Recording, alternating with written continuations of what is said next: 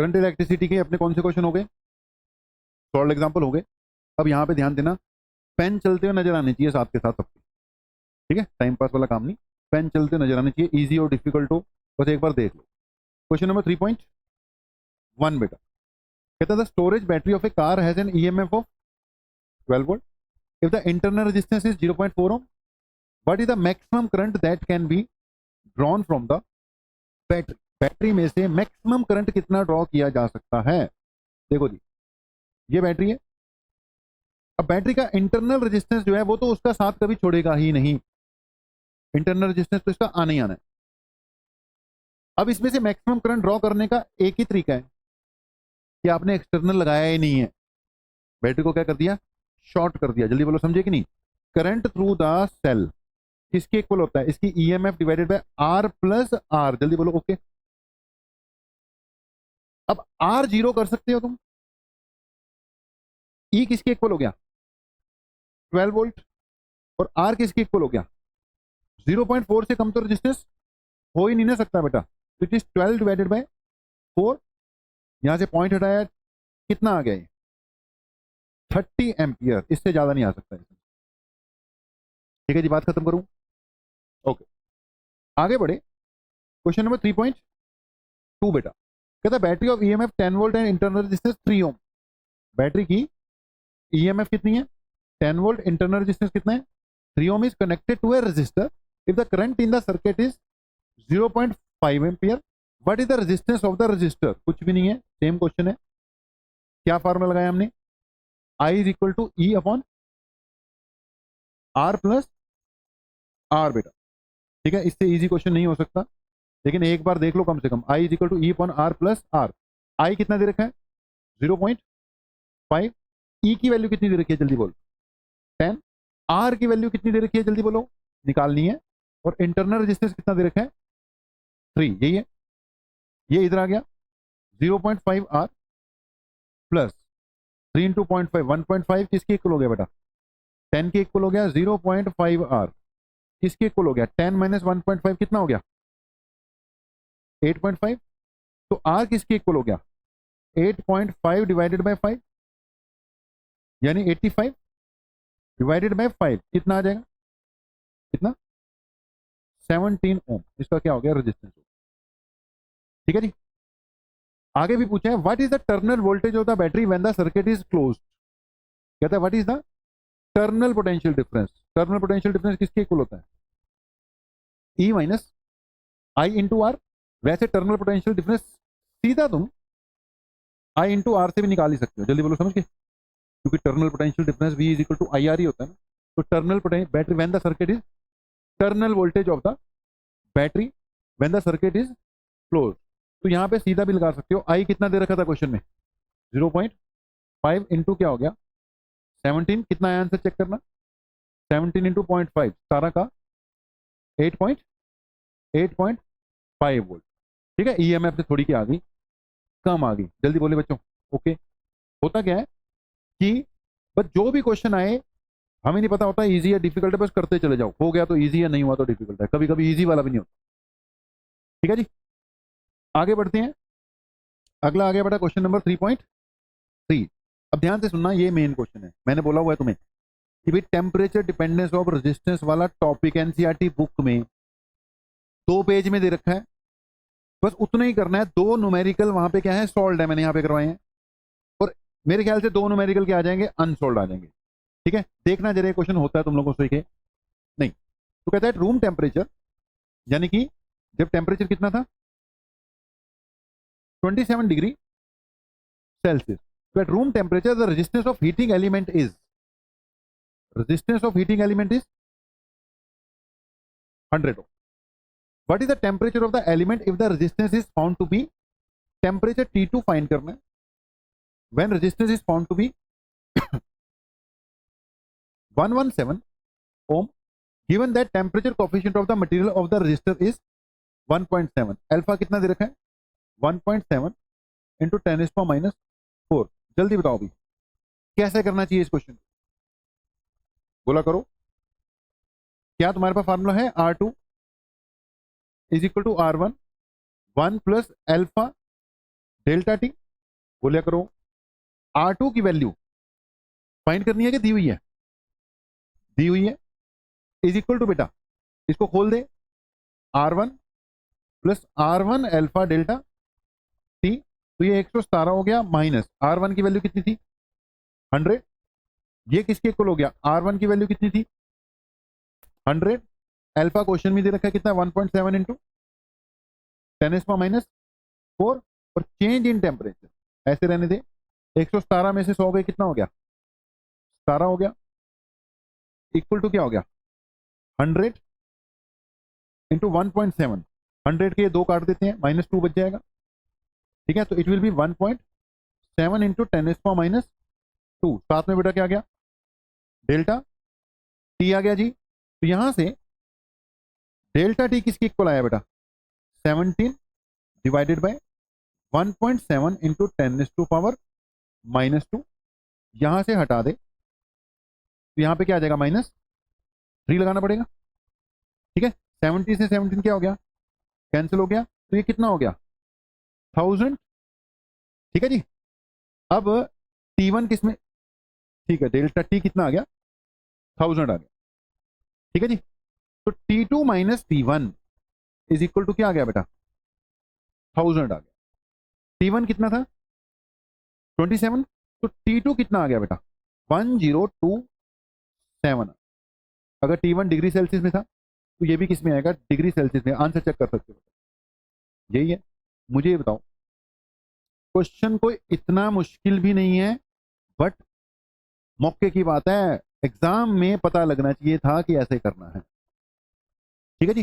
Chances हैं कि ये क्वेश्चन रिपीट हो जाए, चांसेस है, टेम्परेचर वाला तो बस इससे बाहर का क्वेश्चन आना नहीं है, टेम्परेचर वाला जो कंसेप्ट है एनसीईआरटी बुक से कर लेना, 3.3 हो गया, जल्दी बताओ, तेजी चल रहा है काम, चलते चले जाएं, नोट किया, ठीक है, पता लगा कैसे कैसे हो सकता है, चलो शाबाश। अब आते हैं 3.4 पे, बेटा ध्यान से सुनना, कहता है negligibly small current is pass through a wire of length 15 metre and uniform area of cross section, ठीक है, and its resistance is measured to be this, what is the resistivity of the material at the temperature of the experiment.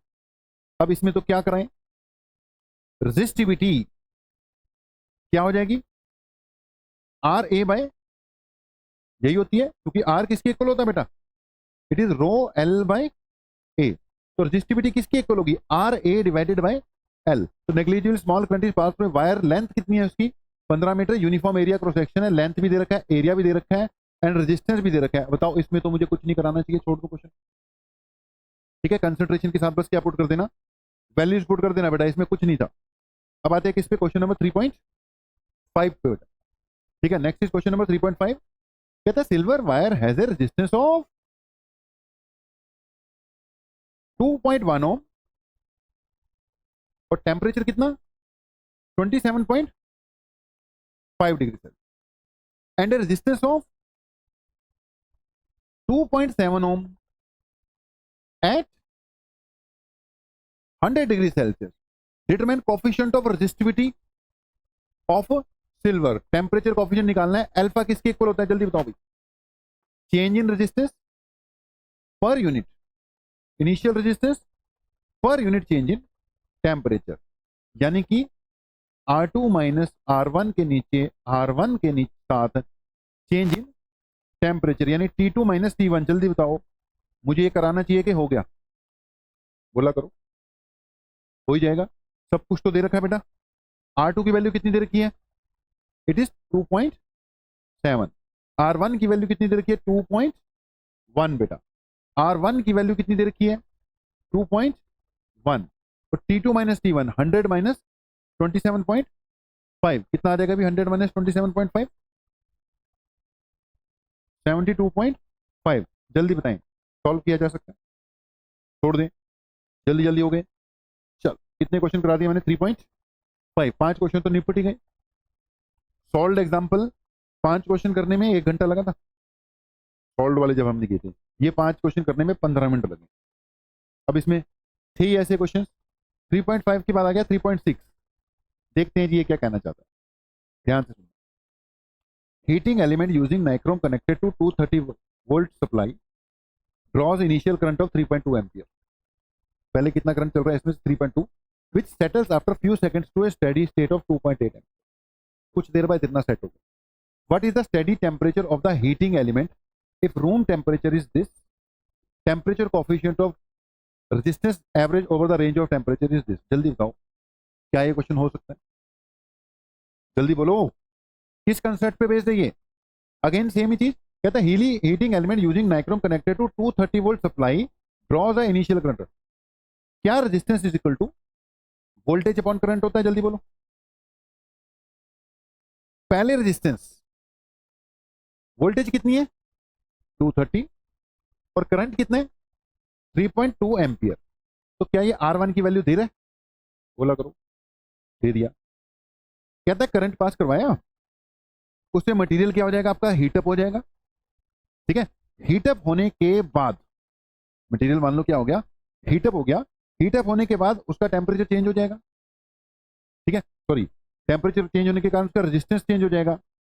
तो नया resistance कैसे निकालोगे तुम, नई voltage कितनी है वो तो वही रहेगी, नया करंट कितना है 2.8। मेरी बात फॉलो कर चुके हो कि नहीं? टेम्परेचर बढ़ने से रेजिस्टेंस बढ़ गया था, इसलिए करंट कम हो चुका, मुझे दूसरा रेजिस्टेंस निकालना था। तो इट इज 230 डिवाइडेड बाय 2.8। क्या आपके पास R1 और R2 अवेलेबल हो गए? ठीक है, हाथ चलने चाहिए, हाथ चलने चाहिए। क्या R1 और R2 बेटा अवेलेबल हो गए, जल्दी बताओ। ओके, हो गए। अब क्या करूं, अब मांगा क्या है इसने, initial temperature if the steady state temperature of the element find करना है। अगर मेरे पास इनिशियल टेम्परेचर कितना दे रखा है 27 डिग्री सेल्सियस बेटा। ओके, अगेन क्या मैं यूज कर सकता हूं R2 minus R1 is equal to R1 alpha delta T. जल्दी बोलो, किया जा सकता है, बोले तो करो। That means change in temperature is equal to, answer match करवाना है भाई, देखते हैं कौन करवाता है। R2 माइनस R1, नीचे क्या आ गया R1, साथ में क्या आ गया बेटा अल्फा। तो चेंज इन टेम्परेचर आया R2 माइनस R1। सॉल्व करके पहले R2 निकालो, R1 निकालो, R1 की वैल्यू जल्दी बोलो। क्या क्वेश्चन सॉल्व कर लोगे, बोला करो। डन है, छोड़ दूं। अब कुल मिलाकर देख, अगर तुम्हें याद आता है इसमें कुल मिलाकर 12 क या 10 क सॉल्व क्वेश्चन थे और 8-9 क्वेश्चन के अनसॉल्व, जिसमें से 5 क्वेश्चन कौन से हैं, सिर्फ टेम्परेचर वाले हैं। 3 अनसॉल्व में पड़े हुए हैं और 2 किस में पड़े हुए हैं, सॉल्व में। तो मतलब ये टॉपिक अपने आप में वेरी वेरी इंपॉर्टेंट है। तुमने टेम्परेचर डिपेंडेंस वाला टॉपिक पे गारंटी मान के चलो क्वेश्चन कहीं ना कहीं से पढ़ा। ठीक है, सबसे इंपॉर्टेंट टॉपिक है ये, कहीं पे भी क्वेश्चन इसका आ सकता है। क्लोज करो, क्वेश्चन हो जाएगा, सॉल्व जरूर करना, एक बार आंसर मैच करना। अब आते हैं 3.7 पे। कहता है determine the current in each branch of the network shown in figure. Okay, her branch में क्या चाहिए, करंट चाहिए। ठीक है ना, करंट इन ईच ब्रांच। ये पहले बताओ ब्रिज बैलेंस है कि अनबैलेंस है, ब्रिज अनबैलेंस है। करंट तो खैर क्रिचॉफ लॉ से हम निकाल ही लेंगे, ठीक है ना, करंट क्रिचॉफ लॉ से निकाल लेंगे। अनबैलेंस ब्रिज को कैसे सॉल्व करते हैं वो भी बताता हूं। अब current through each branch find करने के लिए क्या लगाना पड़ेगा मुझे, क्रिचॉफ लॉ। सुन रहे हो जी, यहां से चला दो करंट आई, चल गया। यहां पे आके करंट 2 हिस्सों में टूटेगा, जल्दी बोलो, बोला करो। एक का नाम I1 रखूंगा, एक का नाम क्या रखूंगा I2। लेकिन मैं अपना दिमाग लड़ा सकता हूं, ये 10 है, ये 5 है, रेजिस्टेंस का रेशियो 2:1 है, तो करंट का रेशियो 1:2 हो जाएगा। जल्दी बोलो, समझे कि नहीं? अगर मैं यहां I2 I3 लगा देता हूं, मेरे अननोन बड़े चल पड़ेंगे, सॉल्व करना क्या हो जाएगा, मुश्किल हो जाएगा। मेरा पॉइंट फॉलो किया कि नहीं? तो क्योंकि ये 10 ओम है, ये क्या है बेटा 5 है, तो जो आपका करंट होता है ना, करंट होता है V/R, क्योंकि वोल्टेज कांस्टेंट है यहां पर, तो 2 हिस्सों में बढ़ना है। करंट इनवर्सली प्रोपोर्शनल टू किया जाएगा R।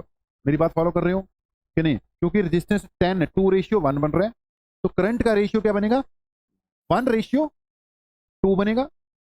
ठीक है, यानी अगर टोटल करंट I है तो 2 + 1, 3 पार्ट किए ना मैंने इसके, तो इसके अगर मैं 3 हिस्से करता हूं तो एक हिस्सा क्या हुआ I/3, I/3, I/3, I/3 के 3 ऐसे करते हैं ना रेशियो बेटा। ये 2:1 में बढ़ना है अगर करंट, तो 2 + 1 3 कर दो, टोटल करंट को 3 से डिवाइड कर दें, इसमें से कितना करंट जाएगा, इसमें I बाय 3 जाएगा, और इसमें से कितना जाना है बेटा, 2I बाय 3 जाएगा। टोटल I बन गया, जोड़ के देख ले, जल्दी बता, क्लियर कि नहीं। अब मैं I1 I2 लेता तो दिक्कत थी, ज्यादा इक्वेशन बना के सॉल्व करना पड़ता। अभी तक मेरा एक ही अननोन चल रहा है, I चल रहा है, बोलो डन हो गया।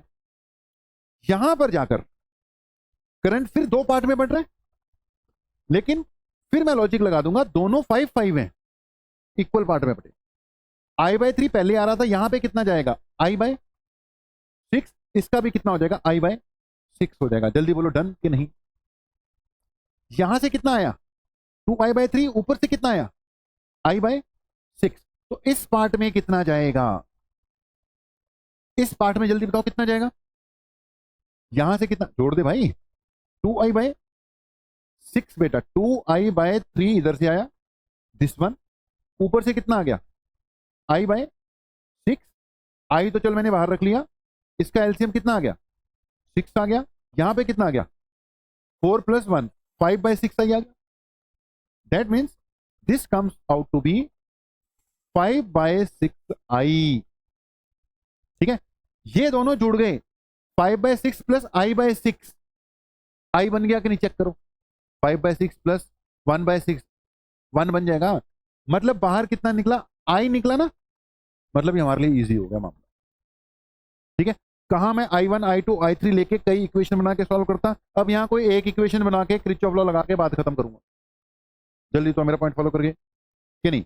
अब मैं क्या करने जा रहा हूं, नीचे वाले पार्ट में, ये जो नीचे वाली लूप है ना, यहां से पकड़ूंगा लूप, ये साइन मैंने पिछली बार लगाने सिखाए थे। इधर क्या लगाऊंगा, प्लस, इधर क्या लगाऊंगा, माइनस। करंट ऊपर जा रहा है तो ये प्लस, ये माइनस, बैटरी का माइनस प्लस, इधर इधर को जा रहा है ये प्लस, ये माइनस। जल्दी बोलो डन है। आगे किरचॉफ लॉ लगाना, तो यहां से मैंने शुरू करता हूं, प्लस से कहां पहुंचा, माइनस। ठीक है, -5, करंट कितना है इसका, 2I बाय 3। जल्दी बोलो ओके। ठीक है, फिर मैं यहां से पहुंचा प्लस से माइनस, माइनस कितना आ गया, ये 5 बाय, प्लस से कहां पहुंचा, माइनस, तो माइनस हो गया 10 × 5 बाय 6I। ठीक है जी, फिर यहां पहुंचा माइनस से प्लस, कितना आ गया, 10 बेटा, फिर प्लस से माइनस, 10 × कितना, I इक्वल टू क्या हो गया, 0। कोई दिक्कत वाली बात, बोला करो, नहीं। ये कितना हो गया जी, 5 × 2 = -10/3। ये कितना हो गया, 5 हो गया, ये 3 हो गया, तो -25/3। ये कितना हो गया, -10, I है ही, ये उधर जाके कितना हो गया, -10 हो गया बेटा। चेक कर एलसीएम लेकर कितना आ रहा है, नीचे 3 आ गया, ये 10 + 25, 10 + 25 प्लस क्या किया, 30 × I। ये प्लस क्यों किया पता, माइनस माइनस माइनस थे, माइनस में कॉमन ले लिया, इक्वल टू क्या हो गया, -10 हो गया, माइनस माइनस क्या हो गया बेटा, प्लस हो गया। कोई दिक्कत वाली बात, ठीक है। वैल्यू निकाल के दिखाओ, I की वैल्यू कितनी आ गई बेटा, बोला करो, I की वैल्यू कितनी आ गई। अर्शप्रीत तू क्वेश्चन ये वाला सॉल्व कर रही है कि नहीं, कर ले कर ले, करते हुए नजर आना चाहिए मेरे को सारे। I की वैल्यू कितनी आ गई, चेक कर। I comes out to be 30 divided by 65, 5 से काट, ऊपर कितना आ गया, 6, नीचे कितना आ गया, 14, 13 आएगा ना, 6/13 एम्पियर। ठीक है, I कितना आ गया, 6/13 एम्पियर। ठीक है, इस क्वेश्चन में अगर उसने हमें नेट रेजिस्टेंस मांगा होता, ब्रिज अनबैलेंस है, तो भी निकल गया। कैसे, V = IR लगा के, नेट वोल्टेज दे रखी है, नेट करंट या नेट रेजिस्टेंस भी निकाल दूंगा। तो जल्दी बोलो, जितना मैंने बोला समझ में लगा कि नहीं। नेट रेजिस्टेंस कितना आ जाएगा, यहां से चेक कर, नेट वोल्टेज कितनी है, 10, नेट करंट कितना आ गया, 6/13, तो 6/13, तो रेजिस्टेंस कितना आ गया बेटा, 130 डिवाइडेड बाय 6। ठीक है, इट इज 130 डिवाइडेड बाय 6। करना जरा, 130/6 कितना आया, जल्दी 130 डिवाइडेड बाय 6,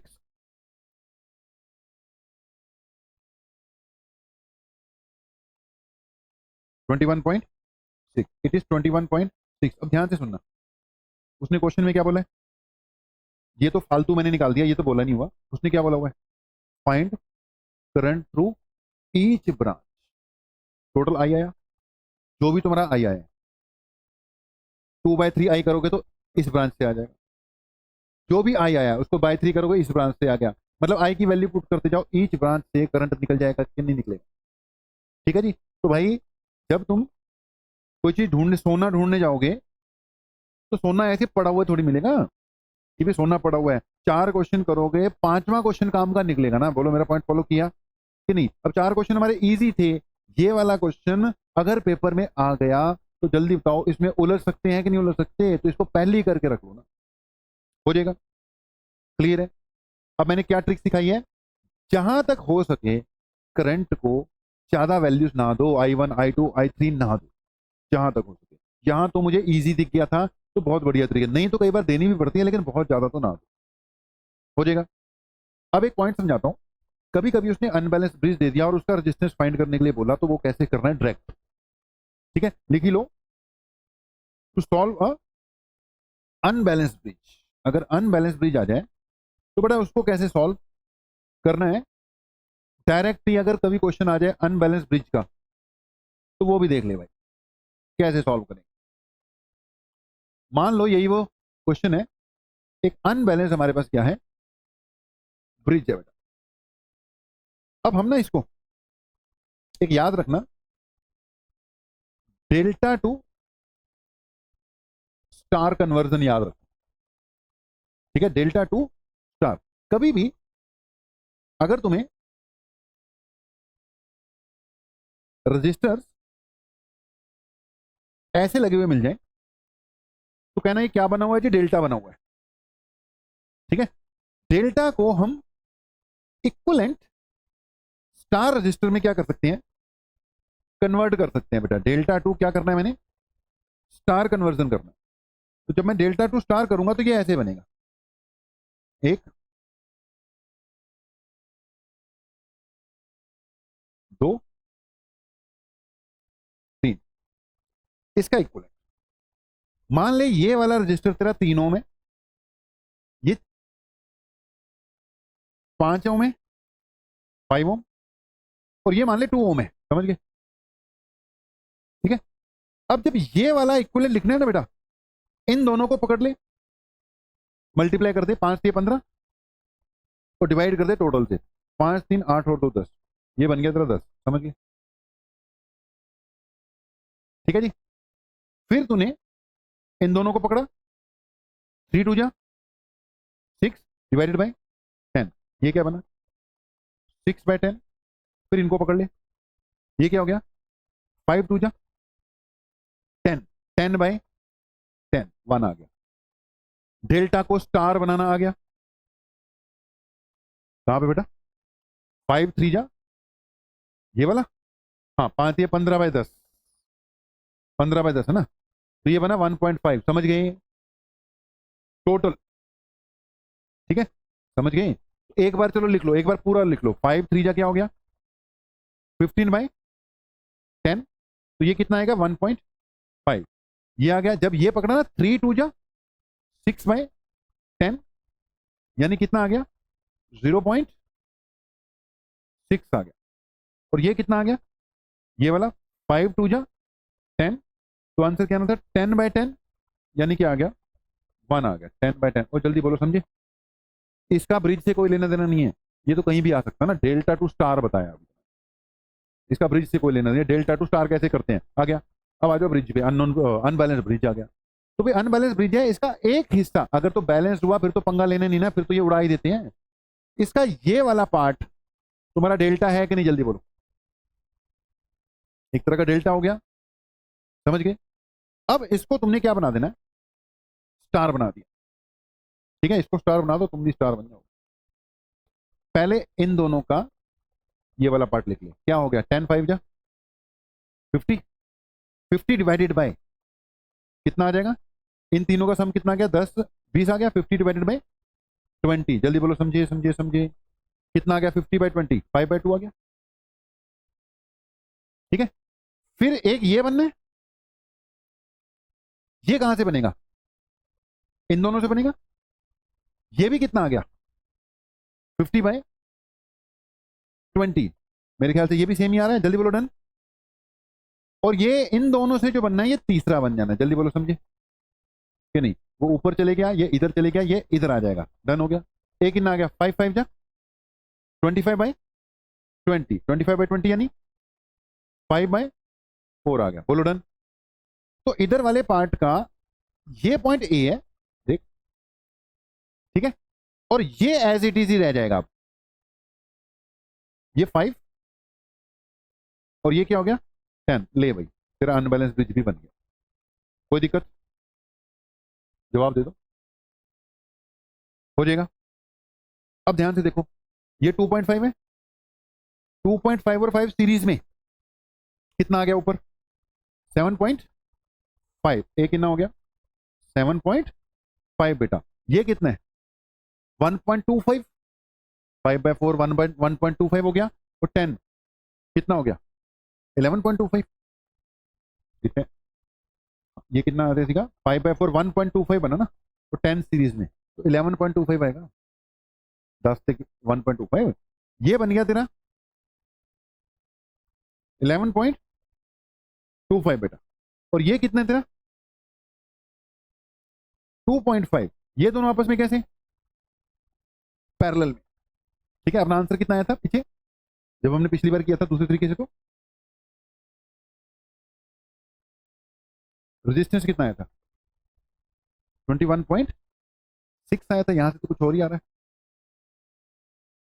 नहीं ये रहता है ना अभी, ठीक, ये भी रहता है 10 तो रहता है ना, अभी तो ऊपर वाले ब्रिज ब्रिज का निकल रहा है, पहले ब्रिज का निकाल लें, निकालो कंफर्म करेंगे आंसर। ये बेटा कितना आ गया 2.5, 7.5 और 11.25 पैरेलल में हो तो क्या करूंगा 7.5 इंटू 11.25, नीचे कितना आएगा 11.25 प्लस 7.5 कितना आ गया 11.25, 7.5 कितना आ गया 18.75। ठीक है जी, करना सॉल्व, 7 पॉइंट, आंसर कंफर्म तो करें अब, 7.5 इंटू 11.25, 7.5 इंटू 11.25, ये आ गया जी 84, डिवाइडेड बाय क्या करना है 18.75, 18.75, ये बन गया जी आपका 4.5। तो जब मैंने इस पार्ट को सॉल्व किया, ये कितना आ गया बेटा 4.5, 2.5 और 4.5 कितना बन गया आपका, कितना 7 आ गया, 2.5 और 4.5 कितना है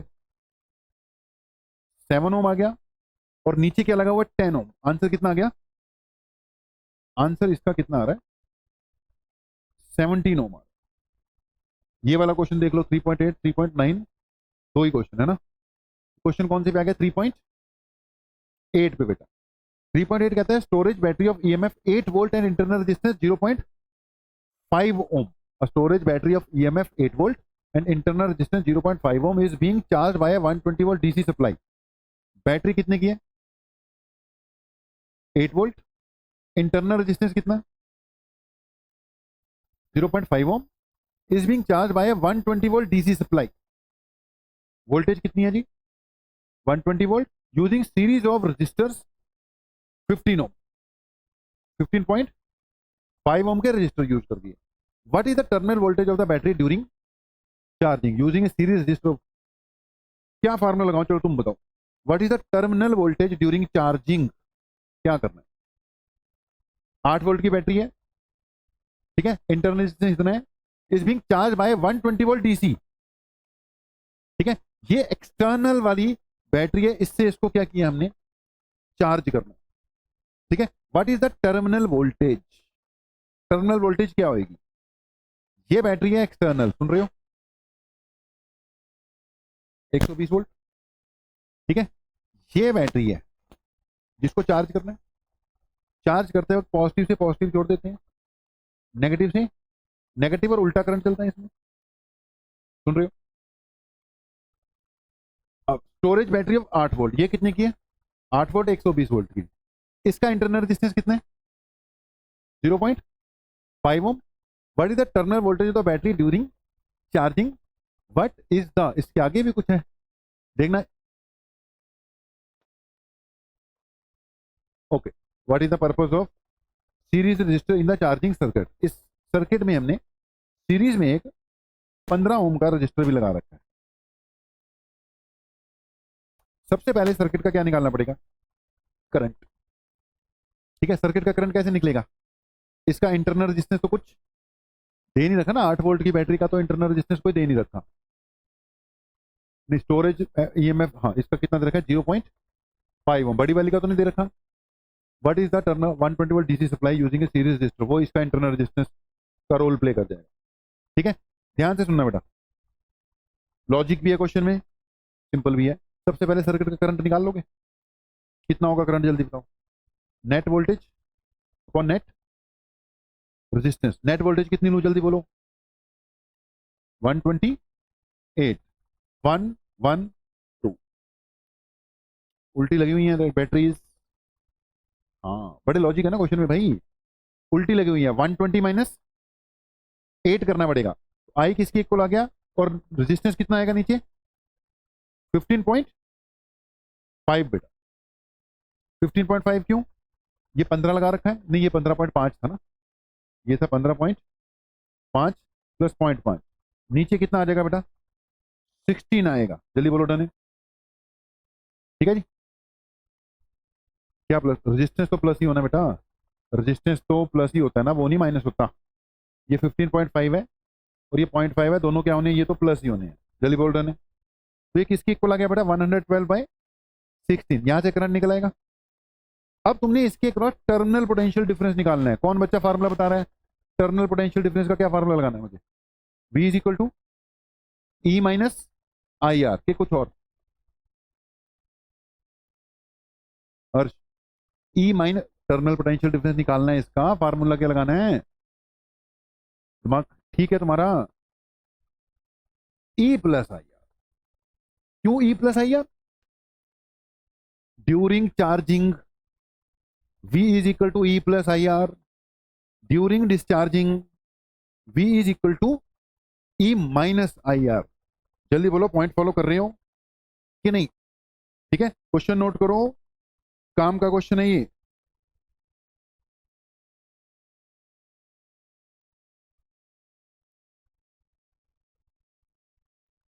बोलो बच्चों, हो गया?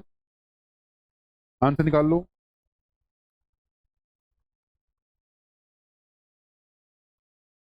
Okay, so it was question number 3.8। Okay, अगली बात आ गई, लास्ट ही क्वेश्चन है 3.9। The number density of free electron in a copper conductor estimated. Example 3.1। 3.1 को एग्जांपल था हमने किया, तो कह रहा है नंबर डेंसिटी कितनी है? 8.5 into 10⁻28 per metre cube. How long does an electron take to drift from one end of the wire? 3 metre long. Length कितनी दे रखी है? 3 metre. To the other end the area of cross section दे रखा है, और it is carrying a current of 3 ampere. कल आप लोग शीट सॉल्व कर रहे थे, मुझसे पेपर भी चेक करवा रहे थे, क्या ये क्वेश्चन उसमें दिखाई दिया था? मुझे लगता है था ये क्वेश्चन। सबसे पहले सेम ही क्वेश्चन था। सबसे पहले क्या करना है जल्दी बताओ, इसमें ड्रिफ्ट वेलोसिटी निकालनी पड़ेगी। आई इज इक्वल टू क्या होता है? A into N into E into V D. यहां से क्या निकाल ली तुमने? Drift velocity. करना तो कुछ भी नहीं था, सिर्फ क्या पुट करनी है बेटा? वैल्यूज ही पुट करनी है। जल्दी बोलो बेटा, ओके? ठीक है, एक सॉल्व एग्जांपल्स में ना डेंसिटी वाला कंसेप्ट भी था, लेकिन ये तो ज्यादा सीधा दे दिया। सॉल्व एग्जांपल में तो डेंसिटी वाला कंसेप्ट के हिसाब से था। यहां से ड्रिफ्ट वेलोसिटी आ गई, उसके बाद क्या करूं? Velocity is equal to distance travelled over time taken. तो टाइम निकालना था, it is distance travelled by velocity. यहां से ड्रिफ्ट वेलोसिटी निकलेगी। डिस्टेंस उसने कितना ट्रेवल करना है? 3 मीटर का डिस्टेंस ट्रेवल करना है।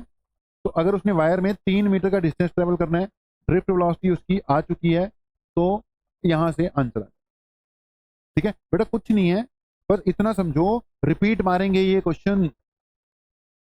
ठीक है जी, शुरू के 3-4 क्वेश्चन वेरी वेरी इजी, लेकिन बीच के क्वेश्चन करने में कुछ ना कुछ निकल कर आया है फिर हमारे। ठीक है जी।